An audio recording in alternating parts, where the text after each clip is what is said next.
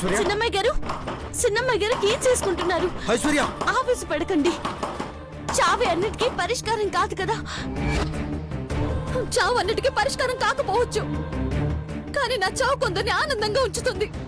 అది మీ భ్రమ అమ్మాయి గారు. మీరు లేకపోతే సినిమాబ్ గారు ఏమైపోతారు? ఏమీ అవడు. కొన్ని రోజులకి నేను ఒకదాన్ని తన జీవితంలో ఉండేదాన్ని అన్న విషయమే మర్చిపోతాడు. ఐశ్వర్య, ఐశ్వర్య, ఐశ్వర్య, ఐశ్వర్య, డోర్ ఓపెన్ చేయి.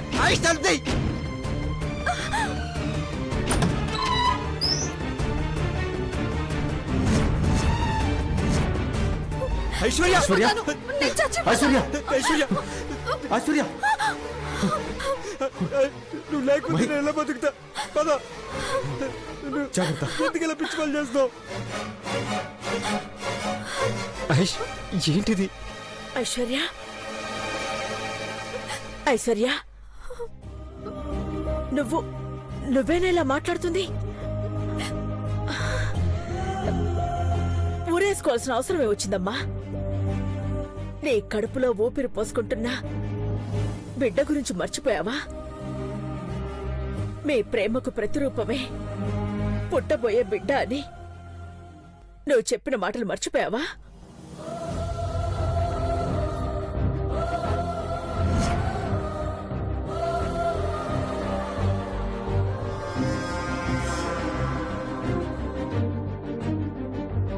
లేక ఇంటికి వారసునిస్తాను అని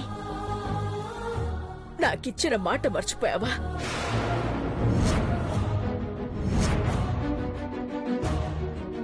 ఆంటీ, అన్నీ గుర్తున్నాయి ఆంటీ. ఇంట్లో అందరూ చూపించే ప్రేమ, మహి మనసులో ఒకప్పుడు నా మీదున్న ప్రేమ అన్నీ గుర్తున్నాయి. కానీ ఈరోజు మహికి నేను అవసరం లేదు.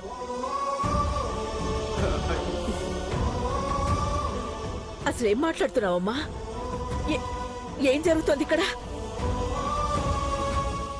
ఎన్ని రోజులు ఇద్దరు సంతోషంగానే ఉన్నారు కదా? ఆనందంగా ఉన్నట్టు కనిపించాను, కానీ ఆనందంగా లేనాంటీ. కలిసి ఉంటున్నావు అనుకున్నాను, కలిసి జీవించలేనంత దూరం మహి పెంచుకుంటూ వెళ్ళిపోయాడు.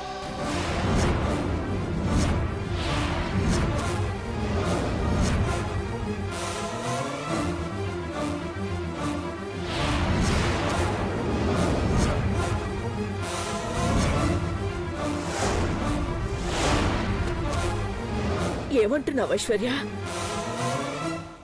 నిజమా ఆంటీ? దీనంతటికి కారణం అదిగో ముసలి కన్నీళ్లు కారుస్తుందే ఆ చంద్రముఖి.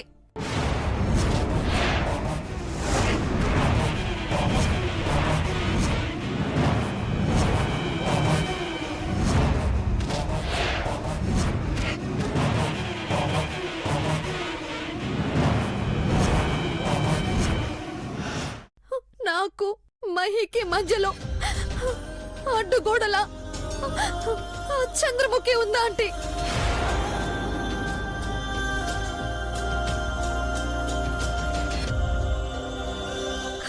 కావాలంటే ఈ ఫోటోస్ చూడండి ఆంటీ.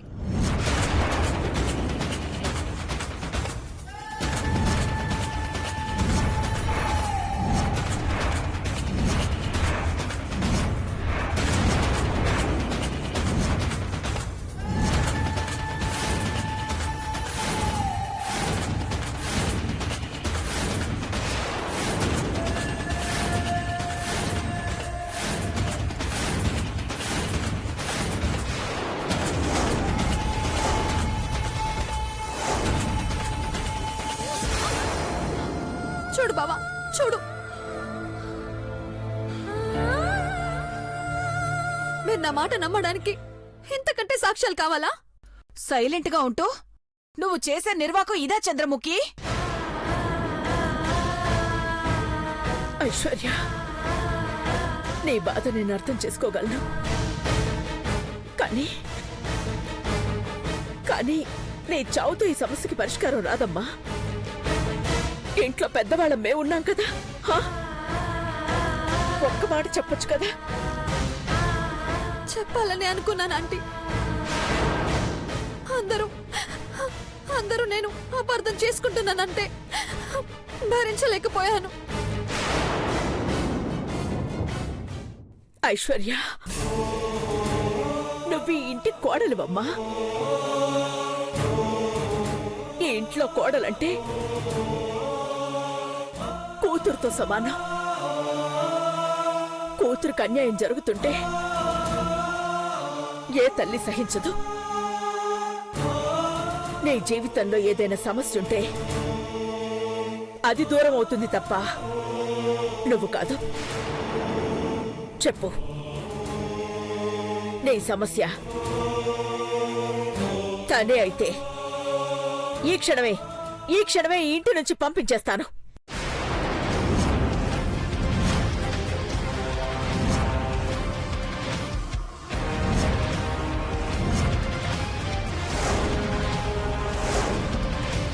చెప్పమ్మా, చెప్పు. ఆంటీ, చంద్రముఖి ఇంట్లోంచి వెళ్ళదు, వెళ్ళనివ్వరు కూడా. అభిమానించే వాళ్ళు ఉన్నారు కదా, అయినా వాళ్ళ గురించి నాకెందుకు? నా లైఫ్ నాకు ముఖ్యం. నేనైనా మనశ్శాంతిగా ఉండాలంటే నాకు మహి నుండి విడాకులు ఇప్పించండి.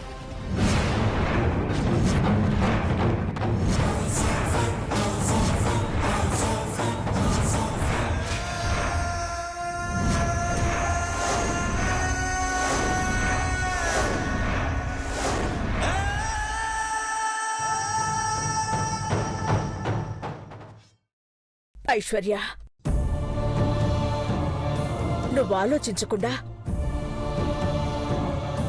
ఆవేశంతో నిర్ణయం తీసుకుంటున్నావు.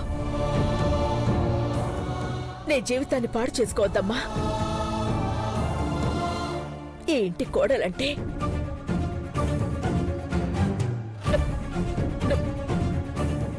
నువ్వు మాత్రమే కాదమ్మా, ఈ ఇంటి పరువు ప్రతిష్ట కూడా. ఎవరెన్ని చెప్పినా నేను రాజీ పడి బతకదలుచుకోలేదు ఆంటీ. డివోర్స్ ఇప్పించకపోతే ఊరేసుకొని చచ్చిపోతాను. ఐష్,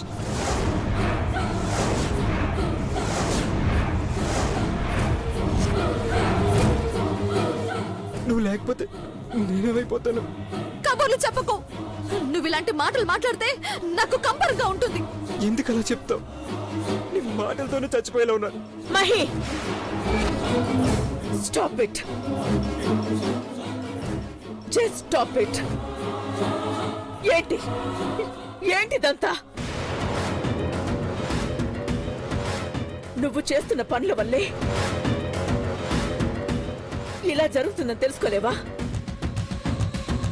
నీ ప్రమేయం లేకుండానే ఇంతవరకు వచ్చేదా? ఐశ్వర్య ఇలాంటి డెసిషన్ తీసుకునేదా? నిజమేంటో బ్రోకి, వదినికి, నాకు చంద్రముఖి మాత్రమే తెలుసు. నీకెలా చెప్పాలో తెలియట్లేదమ్మా. బాధపడకమ్మా, నిదానంగానైనా ఐశ్వర్య అర్థం చేసుకుంటుంది. లేదు బావా, నేను అర్థం చేసుకున్నాను కాబట్టే తెగదెప్పులు చేసుకోవాలని డిసైడ్ అయ్యాను. మహి గనక సంతకం పెట్టకపోతే ఈ ఇంటికి కోర్టు నోటీస్ వస్తుంది. అది రాకుండా అడ్డుకుంటే ఈ ఐశ్వర్య ఖచ్చితంగా చచ్చిపోతుంది.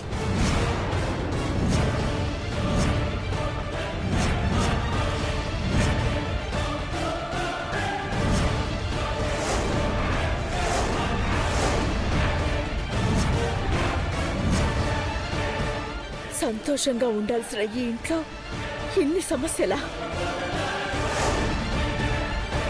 ఐశ్వర్య, కోర్టు వరకు వెళ్తే ఈ ఇంటి పరువు ఏమవుతుంది?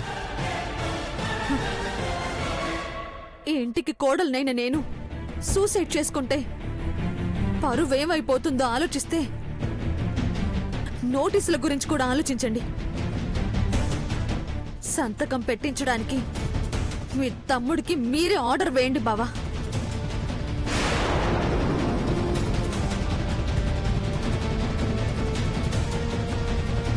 ఐశ్వర్య, ఐశ్వర్య,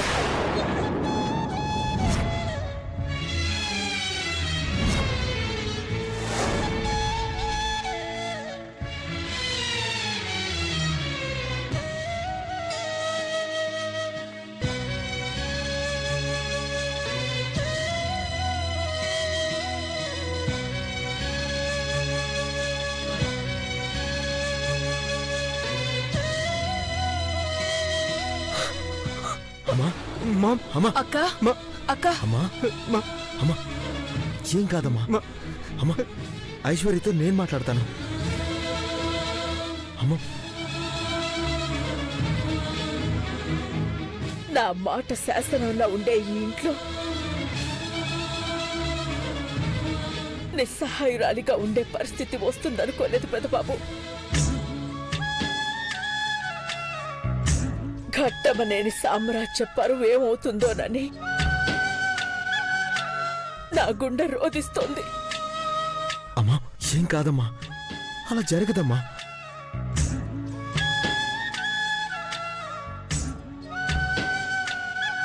ఏం కాదమ్మా, ఏం కాదమ్మా.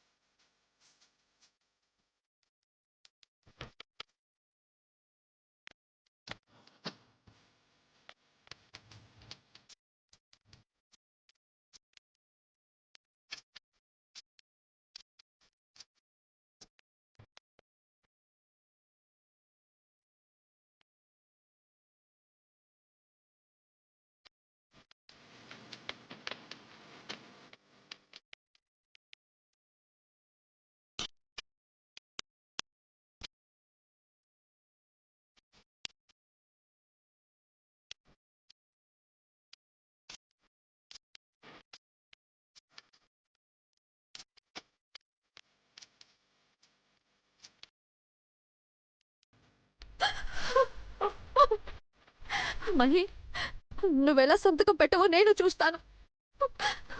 నువ్వెన్ని మాటలు చెప్పినా కరిగిపోను. నా నిర్ణయం మార్చుకోను. ఇక నీ జీవితంలో నేనుండను రా,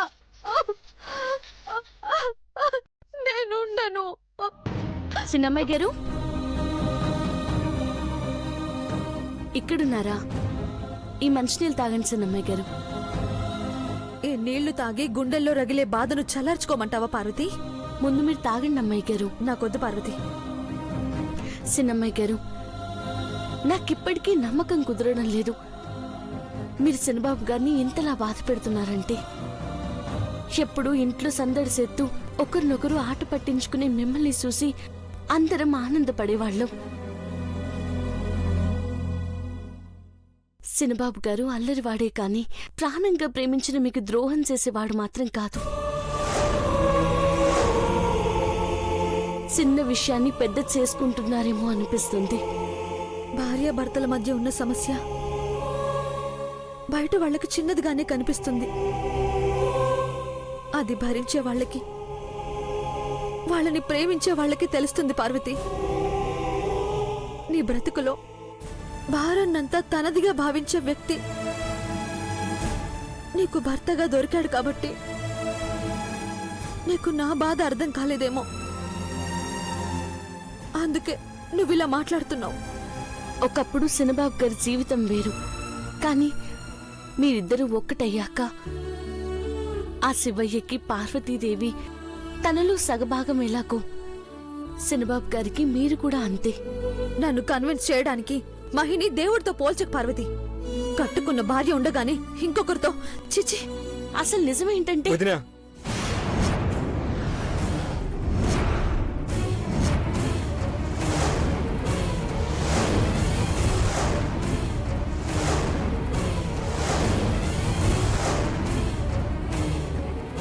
వద్దు వదినా, నన్ను అర్థం చేసుకుని నాతో ఐష్ ఉండాలి, కానీ ఒకళ్ళు నచ్చ చెప్తే కాదు.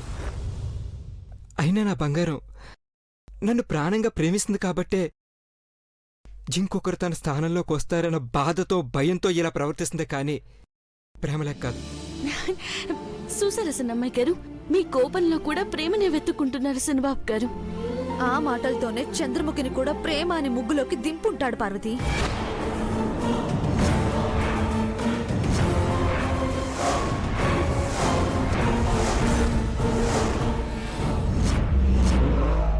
బంగారం, నువ్వు చంద్రముఖ పేరుతో నన్ను ఆట పట్టిస్తూ అల్లరి చేస్తావు అనుకున్నాను, కానీ ఇలా అసలు నువ్వు నా జీవితంలోకి వచ్చాక నీకు తప్ప ఇంకొకరికి స్థానం లేదు తెలుసా.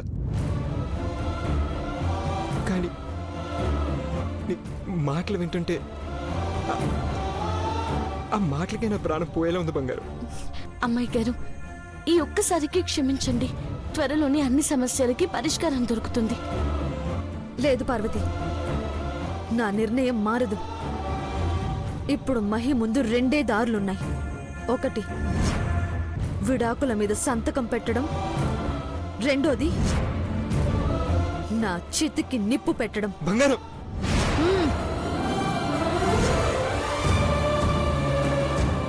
నేను నీ జీవితంలో లేకపోతే సంతోషంగా ఉంటాను అంటే చావడానికైనా సిద్ధం నేను. అలాంటి సంతకం చేయలేనా? కానీ ఒక్క విషయం గుర్తుపెట్టుకో బంగారం, ఐష్ లేనిదే మహి జీవితం లేదు. నువ్వు అనుకున్నట్టు మరొకరికి నా మనసులో స్థానం ఉండదు. నేను డివోర్స్ పేపర్స్ మీద సంతకం చేసిన మరుక్షణమే మానసికంగా చచ్చిపోయినట్టే. చూసారా సన్నమ్మాయి గారు, తన కళ్ళల్లో మీ మీదున్న ప్రేమని గమనించారా? తడబడుతున్న ఆ మాటల్లో శనబాబు గారి మనసులో మీ స్థానం గమనించారా? మీరు శనబాబు గారితో విడిపోయి ఈ 4 గోడలు దాటి నలుగురిలోకి వెళ్తే అమ్మగారు బతకగలరా? మీరంటే అందరికీ అంత ప్రేమ కాబట్టి మీరు శనబాబు గారికి దూరం అవుతాను అంటేనే ప్రాణం పోతున్నట్టు బాధపడుతున్నారు. ఇక నిర్ణయం మీ చేతుల్లోనే ఉంది.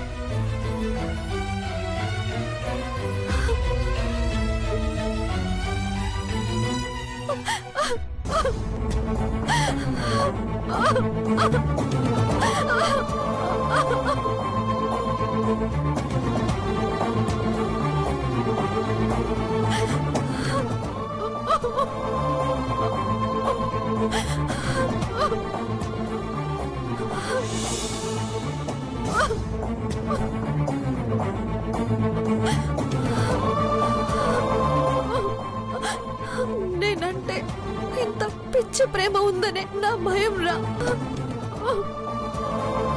నేను నీ జీవితంలో ఉండను అంటేనే నువ్వింతలా బాధపడుతున్నావు. అదే అదే శాశ్వతంగా నీకు కనిపించను అంటే కేవైపోతావు.